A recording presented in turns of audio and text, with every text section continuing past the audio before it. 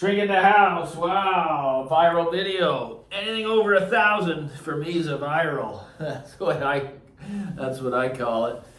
But anyway, DAX it's always a controversial topic. All I was trying to do there, it's a bit of clickbait. Sell your DAX, sell it. Oh, there's a new one. I better buy that. But that's just it's a common behavior in this hi-fi hobby, especially for the ones with those addictive personalities. They just can't help themselves.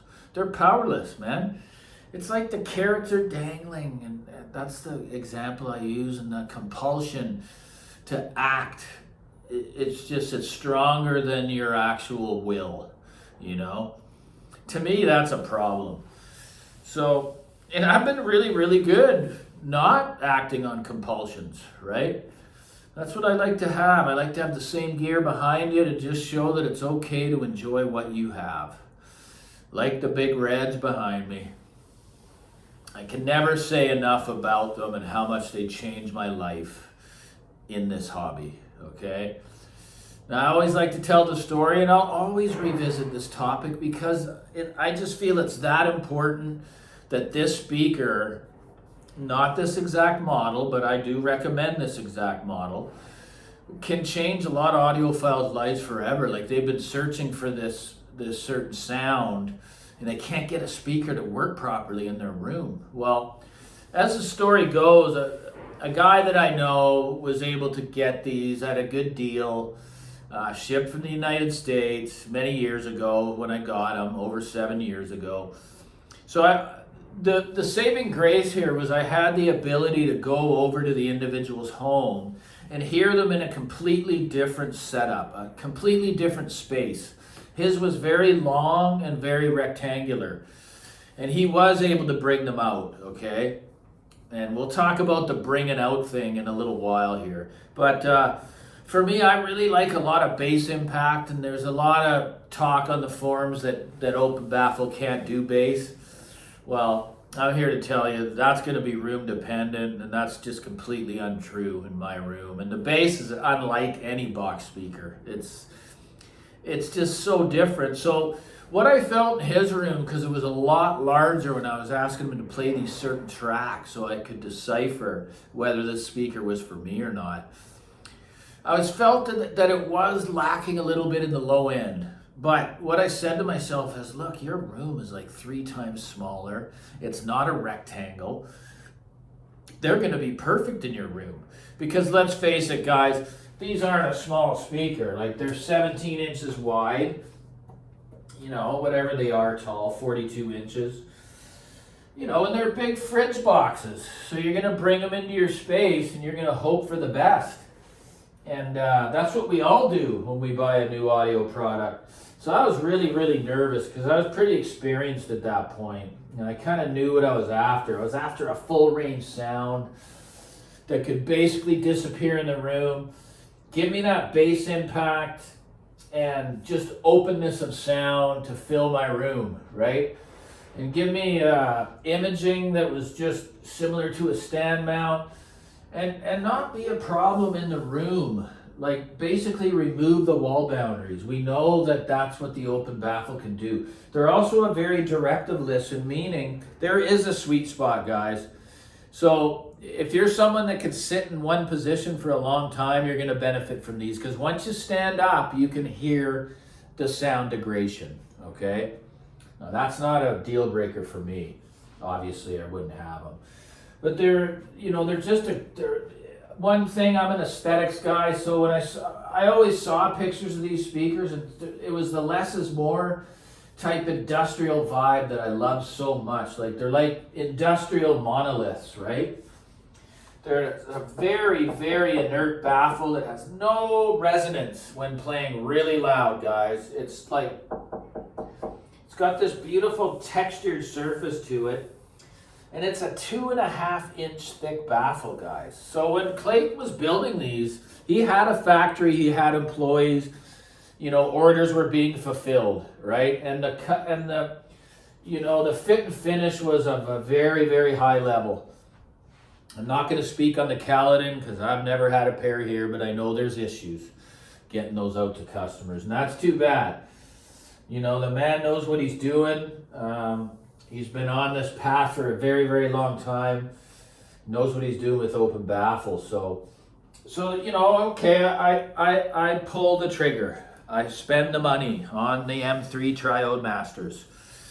You know, and I'm bringing them in here with a dolly in my somewhat smallish space, but it's a lot bigger than you guys can visualize in the room. So I just thought, man, these are going to be absolutely unbelievable in this room. Like, I just had a hunch, and you get that when you've had a lot of experience in this hobby. You get that feeling inside that this could be a match made in heaven. So, you know, I'm taking them out of the box, and you know, I'm nervous and stuff because I know that first note, a couple notes that I hear, it's going to be, did I nail it or didn't I? So I got them all unpacked and set up the best way that I can in this room, which is limited. They're very, very close to the side walls, guys, and they're only a couple feet off the back wall, okay? Some of you are going to say, oh, that must sound like shit. Well, just hold that thought, because you're completely incorrect. That's the purpose of these speakers. That's why they work so well in my room, right? They just outshine any box speaker that's ever come in here. The sound is just completely different. Is it better? No, but it's completely different. And the bass is completely different. Bass from a box speaker has always sounded to me like it's coming from a box, okay? The bass from an open baffle, well-designed open baffle, is a very natural, layered, just presence to the bass that's very, very hard to explain. It's just kind of like, once you have a good pair of open baffle, for as long as I've had them, I never want to change. So I'm not saying they're better. They're just my flavor now. I'm used to the sound, and I can hear the difference when a box comes in. So, you know, they've served me for years here. Guys are my reference for you all, right? And they're a speaker that I recommend 100% unless your room is gigantic. Then you would be able to pull them out and do all that, but I know they would start to lose in the low end.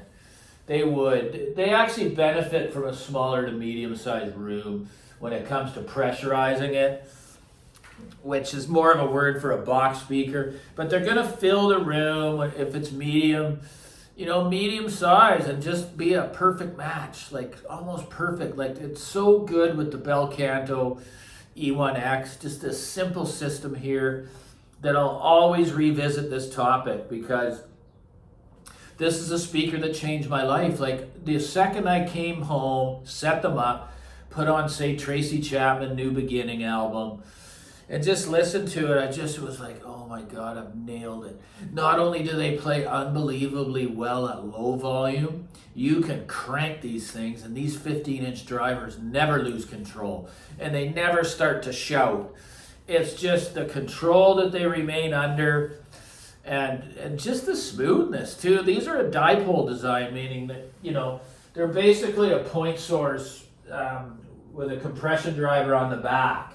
So there's a tweeter on the back, which really helps with the openness of the sound. Okay, and that's the question. Well, why don't you pull them 4 feet out into the wall, into the room, so I can't even get into my vinyl room? See, guys, they're where they're going to be, and that's where they're going to stay. Can it sound better? Probably, maybe, but I'm not sliding my speakers around just to listen. They sound really, really good as they are, as everyone has attested that has come to the Shrink listening room, right? So if you can get a pair of these, honestly, for a couple grand US, you're just going to love them. It's a promise. It's my prescription. If you've been battling to find some speakers and you've never been happy, please give this exact model a try. Dual 15s, image like a stand mount. The bass is propulsive, it's lightning fast. They're built really beautifully well. They got the WBT post, they got the hologram circuit, they got Doolin wiring. The baffle is built really beautifully well. They're very inert. I mean, I can't say enough about them, and that's why they're here. And you know, I almost feel kind of like privileged to say that I have a speaker that I never think of changing, you know?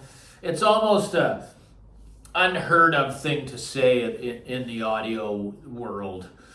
You know, oh my God, I'm actually content with something. Well, I practice what I preach because they've been behind me, haven't they, since I started this channel.